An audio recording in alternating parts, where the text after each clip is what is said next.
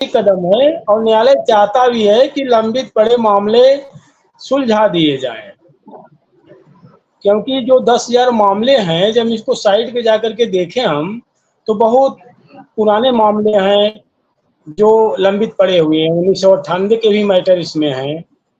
तो न्यायालय तो चाह रहा है, माननीय सर्वोच्च न्यायालय तो चाह रहा है कि जो है लंबित पड़े मामले निपटाए जाएं, लेकिन इसमें जो मेन पार्टी होती है सरकार, सरकार जो है वो नहीं चाहेगी कि हमारा मामला, हम अगले डिबेट में भी बताए थे कि सरकार हमें सम्मानजनक मानदेय भी नहीं देना चाहती है। हमारे समझ से, मेरा व्यक्तिगत विचार है, क्योंकि अगर देना चाहती तो 7 साल हो गए विधानसभा में जो है 2,000 रुपए घोषणा करके माननीय मुख्यमंत्री जी उसको भी नहीं दिए,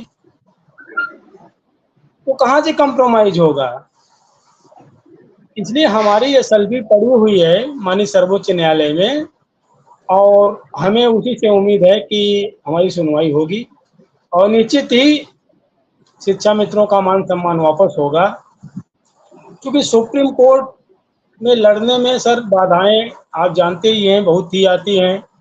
शिक्षा मित्र परेशान, हताश, निराश हैं, लेकिन कोई भी काम यदि आप करेंगे तो निराशा से ऊपर उठ के करना पड़ेगा, निराशा से हट करके आपको करना पड़ेगा, क्योंकि वहाँ बड़े पैनल के वकीलों की जरूरत होती है और उसके लिए धन चाहिए। बिल्कुल विनय सिंह, आप ठीक कह रहे हैं। आज सुप्रीम कोर्ट में पैसे के साथ साथ ऐसे रुतबे वाले वकील चाहिए जो आपकी बात को ताकत से रख सकें। अब बिल्कुल कोर्ट सर, की बिल्कुल। परिभाषा बदल गई है इस समय। आज इतना बड़ा हादसा हुआ उत्तर प्रदेश के लिए, जिसे आप जी देख रहे होंगे कि हाथरस में 124 लोगों की जान चली गई। हालांकि इसमें संख्या जी ज्यादा हो सकती है, कई लोग इधर उधर भी होंगे। ऐसे घटनाक्रम को बाबा भोलेनाथ, जिनका नाम था भोले बाबा, साकार विश्वहरि, जो खुद को भगवान का प्रवर्तक मतलब अपने अलग भगवान बताते हैं, अभी उन्होंने सुप्रीम कोर्ट के वकील एपी सिंह के माध्यम से अपनी बात जनता तक पहुंचाई है। अब एपी सिंह उनके लॉयर बनकर लोगों से बात कर रहे हैं। तो आप समझिए, आज देश को ऐसे लोगों की जरूरत होती है हर केस में, जो खुलकर राय रख सके और कोर्ट में बहुत ताकत से अपने पक्ष रखें और तारीख लिख सकें। ये जी बड़ी अहम, मैं किसी वकील की और उसकी तारीख में बात नहीं कह रहा हूं, मैं ये कह रहा हूं आज आप जितना ताकतवर वकील भी ले आओ, अगर वो केस को ज्यादा डेवलप नहीं कर पाएगा या तारीख को लेकर चिंतित नहीं होगा तो नहीं कुछ हो सकता है। और आज ऐसी ऐसी बेंचें आ रही हैं कि आपका केस सुनी नहीं रही। कोई एक केस फंस गया, पूरे दिन की तारीख चली गई, आपका नंबर 35 था और 32 नंबर वाले केस में 3 घंटे चले गए, आपकी तैयारी धरी। नमस्कार, आप सभी जितने भी शिक्षा मित्र साथी हैं, आप सभी को लेकर एक बड़ी खबर आ रही है। जैसा कि आप सभी को पता ही होगा कि आप सभी के मानदेय वृद्धि को लेकर, आप सभी के समायोजन को लेकर कितने सारे प्रयास किए गए हैं। हर तरफ से आप सभी का मुद्दा उठाया जा रहा है। हर कोई आप चाहता है कि आपका समायोजन किया जाए, इसलिए हर तरफ से आप सभी के मुद्दे को उठाने की कोशिश की जा रही है। आप सभी के समायोजन को लेकर सरकार से सवाल भी किए जा रहे हैं। फिलहाल आप इस वीडियो को देखिए। ये वीडियो आप सभी के लिए काफी महत्वपूर्ण होने वाली है। 16 घंटा में दिल्ली पहुंचते हैं, पूरी तैयारी करते हैं, एक दिन पहले पहुंचते हैं, मतलब एक दिन जिस दिन डेट है वो, और एक दिन पहले, 2 दिन तो ऐसे ही चला गया। और जो वापस आते हैं तो ट्रेन 10 बजे 11 बजे, मतलब 3 से 4 दिन लगते हैं। अब 4 दिन का आप समय भी बर्बाद किए, 4 दिन बच्चों से दूर भी रहे। उसके बाद जब आप कोर्ट पे पहुंचे, आपका नंबर 56 पे लगा था, पता चला कि 45 नंबर तक सुनवाई हुई और उसके बाद बेंच उठ गई। अब आप बताइए हम लोग पे क्या बीतती होगी और कितना कोप भाजन बनना पड़ता है अनुदेशकों का। इस बात से भी इनकार नहीं कर सकते हैं, अनुदेशक कितना हम लोगों को कोप भाजन बनाता है, कितने उसके उल्टे सीधे कमेंट आते हैं, लेकिन चूंकि नेतृत्वकर्ता को सब कुछ सुनना पड़ता है। यही रोहित शर्मा है, 19 नवंबर 2023 को गाली सुन रहे थे, और यही रोहित शर्मा है जो अभी उनका जय जयकार हो रहा है। तो कहीं ना कहीं समस्या तो आती है। तो यदि आप तारीफ सुनने के लिए तैयार हैं तो आप गाली भी सुनने के लिए तैयार रहिए। नेतृत्वकर्ता का ये दायित्व होता है, इसको मैं पूरी तरह जीने का प्रयास करता हूं। यदि अच्छी चीज के लिए आपके पास ताली बजाई जाएगी तो खराब चीज की भी जिम्मेदारी आपको ही दी जाएगी।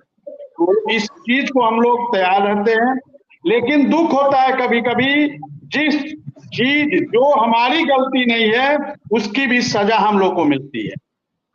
और अभी कई डेट हम लोग के पड़े माने सुप्रीम कोर्ट में, पूरी तैयारी के साथ अंत में पता चला लंच के बाद सुनवाई होगी, और लंच के बाद जब 2 बजे का समय हुआ जज साहब बैठे, आधा घंटा 1 घंटा सुने और मालूम चला अब आप और जज साहब उठ गए। तो कहीं ना कहीं पीड़ा होती है, दुख होता है, कष्ट होता है कि 4 दिन बर्बाद करके हम लोग गोरखपुर से दिल्ली आए और उसके बाद बिना कुछ रिजल्ट लिए, बिना बहस हुए हम लोग वापस चले जाते हैं। सच पूछिए, उस दिन इतना कष्ट होता है, इतनी पीड़ा होती है, इतना दुख होता है, हृदय इतना द्रवित हो जाता है, लेकिन समस्या ये है कि हम अपनी पीड़ा किससे कहें, हम अपनी बात किसे कहे, हमारे घाव पे मरहम कौन लगाएगा, ये समस्या होती है।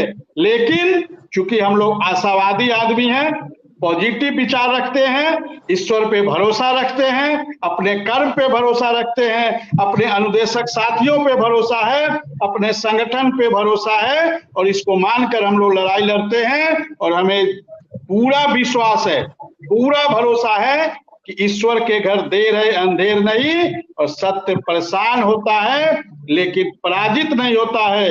और जितना भी परेशान कर लो, लेकिन उत्तर प्रदेश का अनुदेशक एक दिन इसी, आपने देखा उत्तर प्रदेश का अनुदेशक एक दिन इसी में विजय प्राप्त करके आगे बढ़ेगा।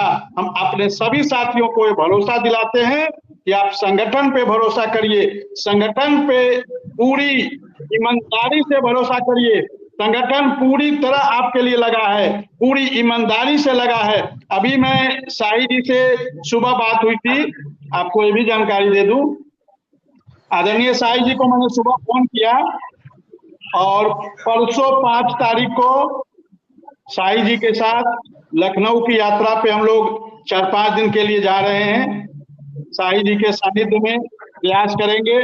शाही जी का कार्यक्रम बड़ी बृहद कार्यक्रम है और हम आशा करेंगे, विश्वास करेंगे कि उसी में शाही जी के साथ हमारी भी मुलाकात माननीय मुख्यमंत्री जी से या जिससे भी हो सके, जिससे भी जहां जहां शाही जी जाएंगे हम भी उनके साथ साये के साथ तरह चलेंगे और अपने अनुदेशकों की पीड़ा को बताने का कार्य करेंगे।